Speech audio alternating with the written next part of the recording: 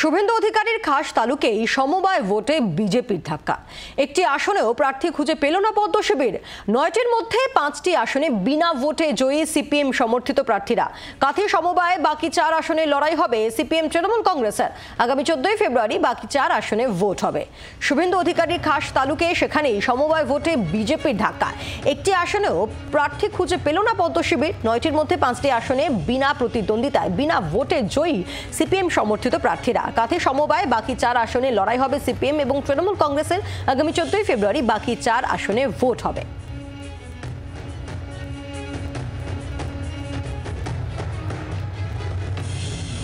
শুভেন্দু অধিকারীর খাস তালুক সেখানেই সমবায় ভোটে বিজেপির ধাক্কা। লড়াইয়ের জন্য প্রার্থী খুঁজে পেল না পদ্ম শিবির। কথা বলবো কিরণ মান্না রয়েছেন টেলিফোনের প্রতিনিধি। কিরণ, অত্যন্ত গুরুত্বপূর্ণ, কারণ শুভেন্দু অধিকারীর খাস তালুক বলা হয়, সেখানেই এইভাবে একটি আসনে লড়ার জন্য প্রার্থী খুঁজে পেল না গেরুয়া শিবির। এটা কি ধাক্কা নয়? হ্যাঁ, দেখো, আমরা বিজেপির সাথে কথা বলছিলাম, তারা যেটা জানাচ্ছেন যে এই সমবায় সমিতি কুসুমপুর সমবায় সমিতিটি দখলে ছিল বামফ্রন্টের, অর্থাৎ সিপিএম সমর্থিতদের, যে কারণে তারা এখানে যারা ভোটার বা যারা সদস্য তাদেরকে নিজেদের পার্টি কর্মী ক্যাডারদের করে রেখেছেন, যে কারণে এখানে করা সম্ভব হয়নি। তাছাড়া এখানে সমবায়ীদের নিয়ে ভোট, এখানে এই ভোট নিয়ে দলীয় কোনো বিষয় নেই।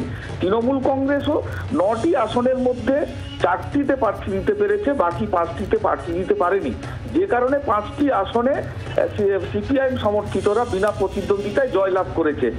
স্বাভাবিকভাবেই বোর্ড দখল নিতে চলেছে সিপিআইএম সমর্থিতরা।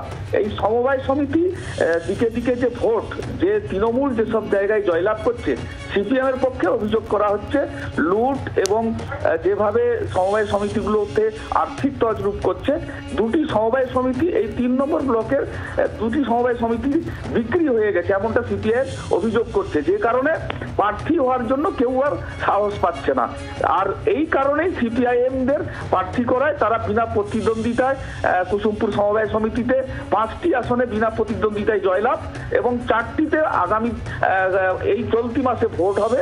সেই ভোটের নিরিখে জয়লাভ কে করবে সে নিয়ে এখন দেখার বিষয়। তবে বিজেপি এই বিধানসভাটি বিজেপির দখলে রয়েছে এবং লোকসভাটিও বিজেপির দখলে রয়েছে। তবে একটিও আসনে বিজেপি প্রার্থী দিতে না পারায় যথেষ্ট চাপের মুখে পড়তে হয়েছে বিজেপিকে, এমনটা রাজনৈতিক মহল বলছে।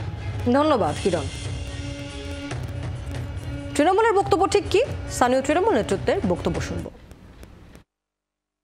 4টি যেটা ভোট হবে, আমরা প্রার্থী দিয়েছি, 4টি আমরা জিতবো, কিন্তু এটা দীর্ঘদিন ধরে ওই সমবায় সমিতিটা বামফ্রন্টের দখলে আছে, আর বামফ্রন্টের সমস্ত ক্যাডারদের ওখানে মেম্বার করিয়ে রেখেছে।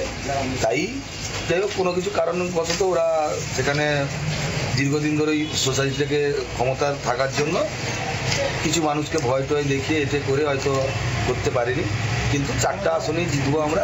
আর বিজেপি কোনো এখানে জায়গা নেই, বিজেপি বলে কোনো নেই। বিজেপি সিপিএম ভাই ভাই, বিজেপি না দিলে সিপিএম দেয়, সিপিএম না দিলে বিজেপি দেয়। স্থানীয় সিপিএম নেতৃত্বের বক্তব্য শুনবো। আগামী 14 ফেব্রুয়ারি বাকি 4টি আসনের নির্বাচন রয়েছে। আশা করব এই এলাকার সমবায় প্রেমী বন্ধুগণ, সমিতির যারা সদস্য, তারাও সিপিআইএম দলের সমর্থিত প্রার্থীদেরকে আস্থা দেখাবে। কারণ মানুষ বুঝেছে কাঁথি থেকে পূর্ব মেদিনীপুর সর্বত্রই তৃণমূল এবং বিজেপি মানে একটাই দল, এরা মুদ্রার এপিড আর ওপিড। তৃণমূলের নেতৃত্বাধীন ওই 3 নম্বর ব্লকের কুসুমপুর অঞ্চলে এবং দুর্মুট অঞ্চলের 2টো সমবায় সমিতিতে তৃণমূল ক্ষমতায় থাকাকালীন তারা সমিতির সমস্ত কিছু বেঁচে দিয়েছে, সমিতিকে বন্ধ করে দিয়েছে। তাই কাছেই এই সমস্ত সমিতির এই দুর্নীতির খবর জানার পরে মানুষ আর তৃণমূল বা বিজেপি উভয়ের উপরে আস্থা হারিয়েছে। তারা জানে যে সমবায় গড়েছিল বামেরাই এবং সমবায়কে রক্ষা করলে সিপিআইএম এর দলের সমর্থিত প্রার্থীরাই পারবে। বাংলার আওয়াজ, বাঙালির আবেগ, জি 24 ঘন্টা।